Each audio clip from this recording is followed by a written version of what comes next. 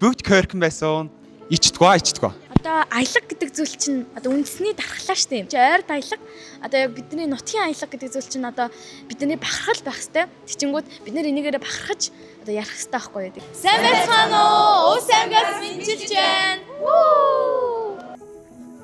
Ус аймгийн хүүхдийн зөвлөлийн тэргүүнд дааж гаргалаа хүүхдээ 8 гэрэл байна. За тэгээд Ус аймгаас үндэсний майхан цугларалтад яг нийт 13 хүүхэд оролцож байна. Тэгээд энэ эдгээр 13 хүүхэд маань Ус аймгийн Улаангом, Хяргаас, Өндөр хангаа болон Цагаан Ярхан гэсэн холын сумнуудаас оролцож байгаагаараа онцлог байгаа юм аа.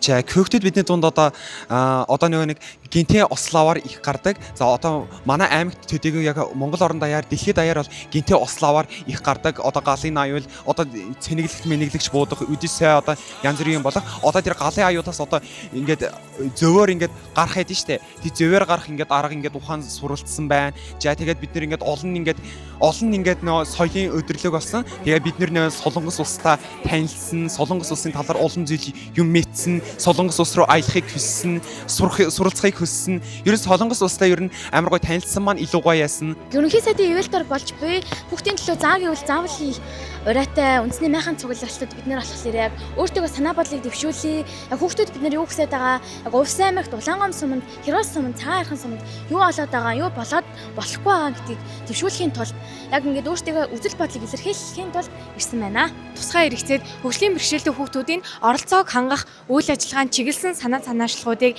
гаргамаар санагдсан. Би Ус аймгийн Хяргаас сумаас төлөөж ирсэн.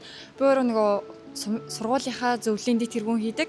Тэгээд манай сургууль ялангуяа нөгөө зөвлөлийн үйл ажиллагаа маш идэвхтэй. Ингээд сургуулийнхаа нийгмийн ажилтан болон засгийн газрын нөгөө хүүхд гэр бүл хөгжлийн хамгааллын хүмүүстэйгээ маш их хамтран ажиллаж жилийн турш 15-аад ажлын ард гарсан. Тэгээд жил болгоно тэд тэргүүн нэдрэн солигдоод ер нь бол үйл ажиллагаа сайтай. Өмнө нь ингээд томчууд ингээд бидний асуудлыг нэг үл тоодог, ингээд нэг анхаардаггүй юм шиг санагддаг байсан. Ерөнхийдөө захирамж гаргасан чинь тгий ингээ хүүхдүүдэд дэмжээ. Эднэр чинь нэрээ ийм юм хийж болох юм байж тээ.